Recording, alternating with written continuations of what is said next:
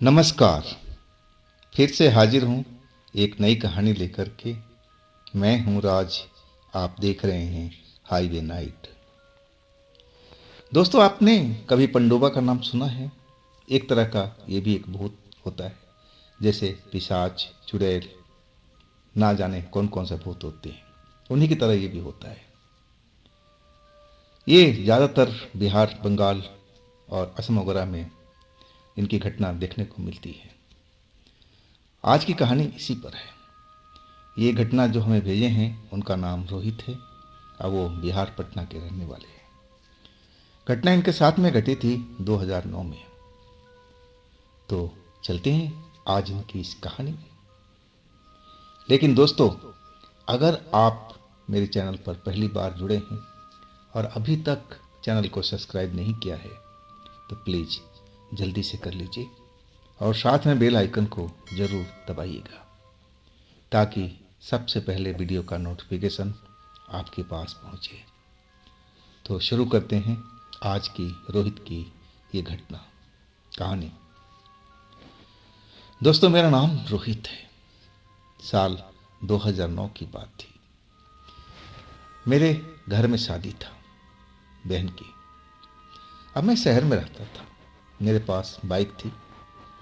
अब मैं नौकरी पेशा इंसान था। हाँ, वहाँ से गांव जो मेरी थी करीब 30-35 किलोमीटर की दूरी पर थी। अब आना जाना तो लगा रहता था, लेकिन मैं रोज़ नहीं जाया करता था। मुझे ऑफिस की तरफ से मकान मिला हुआ था और उसी में मैं रहता था। अभी मेरी शादी नहीं हुई थी।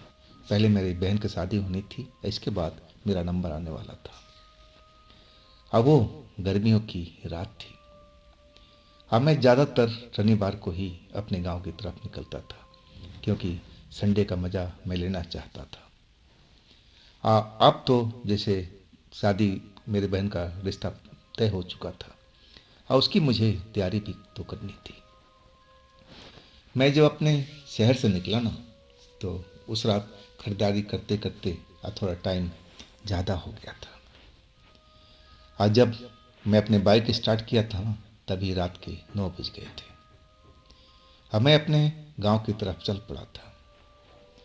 अब जब अपने गांव के थोड़ा करीब पहुंच गया ना, तो वहाँ पर नदी भी थी और नदी के किनारे किनारे मुझे करीब 1 किलोमीटर तक चलना था और उसके बाद एक पुल से पार करके मैं अपने गांव के साइड में निकल जाना था। अब रात ज़्यादा ही हो गया था। अब पूर्णवासी की चमकती हुई रात थी, उजाला था और मैं तो बाइक चला रहा था। हेडलाइट की रोशनी काफ़ी थी, उससे भी उजाला काफ़ी हो रहा था। अब उस नदी के किनारे मैं पहुंच गया था। अब मैं आगे चलता जा रहा था। 1 किलोमीटर का रास्ता करीब आधा मैं पार कर चुका था और तभी मुझे लगने लगा कि सामने रोड पर कोई इंसान जैसा है। अब ये रोड तो बिल्कुल सुनसान हो गया था। जब मैं अपनी बाइक की रोशनी में देखने लगा ना, तो मुझे एहसास हुआ कि हाँ, इंसान जैसा तो है, लेकिन इंसान जैसा लग नहीं रहा है। सर के बाल थे ही नहीं, चेहरा चमक रहा था। अब बड़ी बड़ी आंखें थी उसकी, काली काली सी आंखें। अब बिल्कुल नंगे बदन। तो ये सा कैसे इंसान हो सकता है? और चेहरा भी डरावना था। मैं इस नदी के बारे में सुन रखा था कि इस नदी के अंदर में पंडोबा रहते हैं, एक तरह का भूत जो पानी में डूब करके जो इंसान मर जाता है और वो उसी में भूत बन जाता है। जैसे आज मैं इसको देख रहा था, वैसे ही लोग बाग का कहना था। अब तो मेरे हाथ पैर कांपने लगे। क्या मैं सामने एक जो देख रहा हूँ, क्या वो पंडोबा है? अब लोग बाग जो गांव के कहते थे कि पंडोबा जिसको देख लेना उसको छोड़ता नहीं है, वो तो घसीट के ले जाता है, पानी में डुबो को मार देता है और अपनी तरह उसको भी बना देता है, उसकी आत्मा को निकाल करके। अब पंडोबा में तो इतनी शक्ति थी कि वो भैंस को भी पानी में डुबा करके मार देता है। अब मैं तो एक इंसान हूँ। अब तो मेरा हाथ पैर कांपने लगा। डर के मारे मैं अपना बाइक रोक दिया क्योंकि आगे तो वही बीचों बीच रास्ते में बैठा हुआ था। आंखें काली काली बड़ी बड़ी दिखाई दे रही थी। अब जैसे ही बाइक रोका ना मैं, अब मैं सोचने लगा कि अब मैं पीछे लौट जाऊं कि अब क्या करूं। समझ में नहीं आ रहा था। दिमाग भी ऐसे टाइम में काम नहीं करता है ना। दिमाग एकदम जैसे हैंग हो गया था। और वो पनडुब्बा अब धीरे धीरे मेरी तरफ बढ़ने लगा। अपने चार हाथों पैरों की सहायता से खड़ा होकर नहीं चल रहा था, पंजे के बल, और वो मेरी तरफ आता जा रहा था। अब मैं तो बाइक रोक दिया था। बाइक छोड़ करके मैं पीछे हटने लगा। जितना वो आगे बढ़ता, अब मैं पीछे हटने लगा। मैं सोचने लगा कि अब मैं करूं क्या, वापस जाऊं, क्या करूं, कुछ भी समझ में नहीं आ रहा है। अब फिर सोचा कि बाइक घुमा लेते हैं और यहाँ से शहर वापस चल देंगे। जान है तो जहान है, कल की कल देखेंगे, सुबह में मैं आ जाऊंगा, दिन में थोड़ी पनडुब्बा दिखाई देगा। लेकिन लोग बाग जो कहते थे ना, उससे मुझे डर लगा हुआ था कि पनडुब्बा की जिससे नज़र मिल गई, समझो उसकी मौत आ गई, वो बच नहीं सकता है। आज यही डर जो था मुझे सता रहा था। अब मैं जल्दी से बाइक अपना मोड़ा और वापस जैसे ही होने लगा तो वही पनडुब्बा मुझे दूसरी साइड पे बैठा दिखाई दिया। अब तो मेरी अंतरात्मा कांप गई थी। मैं दो दो पनडुब्बा देख रहा था, एक अपने पीछे भी और एक आगे भी, और दोनों एक जैसे ही दिख रहे थे। गंजे, बड़े बड़ी काली काली आंखें, चेहरा भयानक, शरीर पर एक भी कपड़ा नहीं। इंसान जैसे ही लग रहे थे, लेकिन इंसान तो थे नहीं।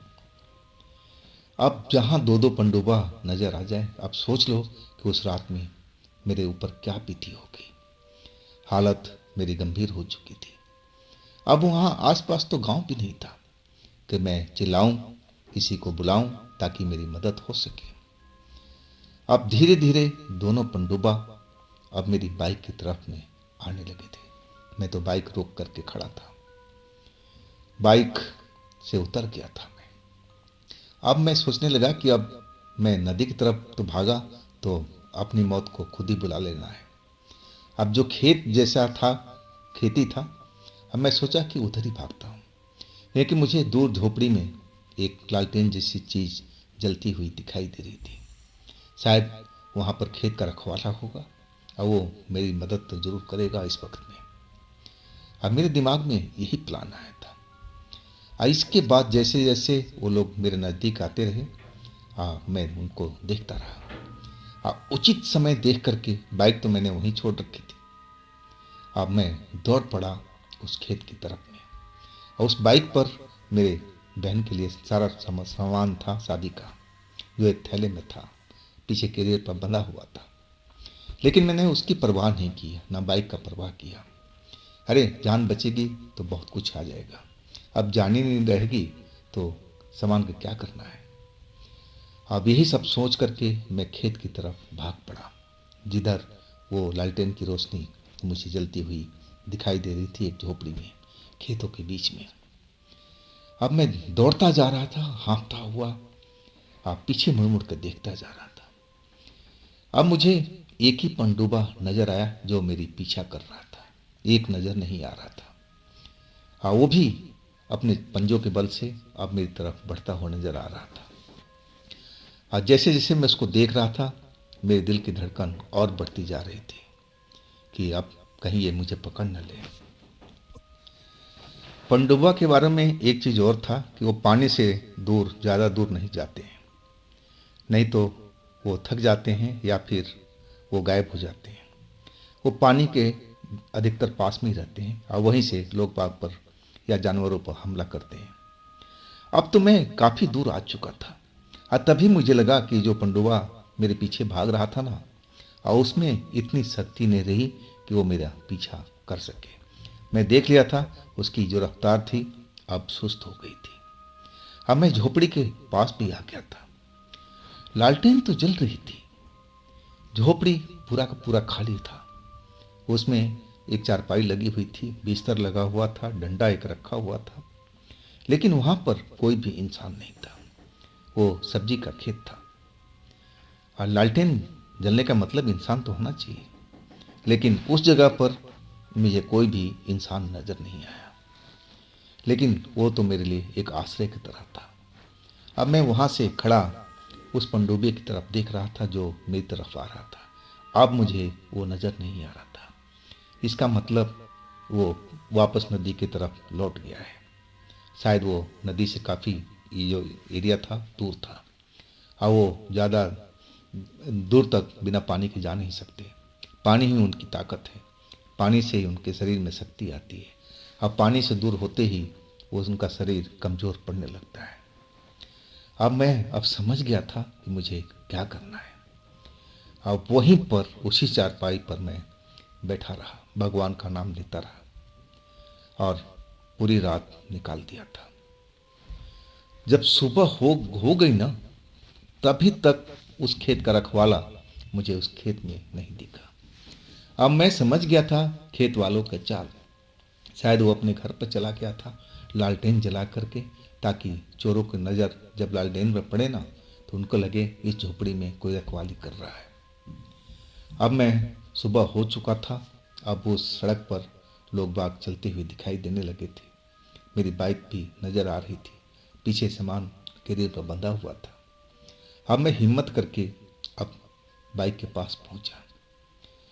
अब बाइक को देखा, सब कुछ सही सलामत था। मतलब पंडुबा ने मेरे बाइक को कोई नुकसान नहीं किया था। उसको तो एक मानव शरीर चाहिए था या फिर जानवर शरीर चाहिए था खाने के लिए, खून पीने के लिए।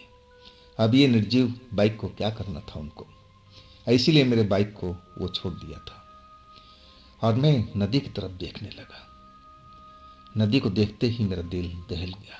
शायद इसी के अंदर अंदर में वो पंडुबा रहते हैं जिनकी मौत पानी में डूब जाने की वजह से होती है, जिनकी मौत अकाल मृत्यु होती है।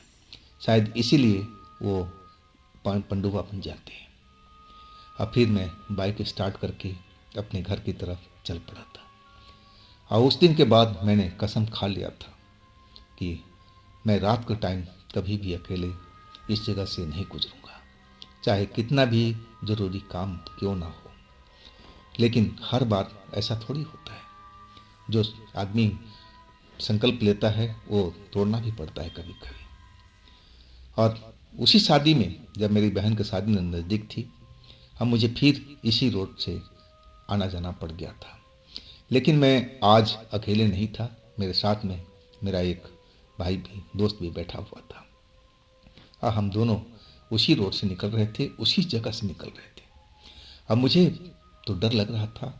अब मैं तो अपने एक बात पूरे घर में, अपने गांव में सभी को बता दिया था। मेरा वो दोस्त भी जानता था, लेकिन वो भूत प्रेत पर कभी यकीन नहीं करता था, ना उसको विश्वास था। और उसको लगा कि मैं किसी जानवर को देखा होगा और उसको मैं पंडुबा नाम दे दिया होगा। वो बिल्कुल इस बात पर यकीन ही नहीं करता था। अब मुझे अर्जेंट काम से जाना था और मैं इसलिए निकला था, और नहीं तो मैं इस रोड से कभी भी नहीं गुजरता रात के टाइम में। और उसी जगह पर मैं आ चुका था जहाँ पर मैंने पंडुबा को देखा था। लेकिन आज वो जाते वक्त तो मुझे नज़र नहीं आया।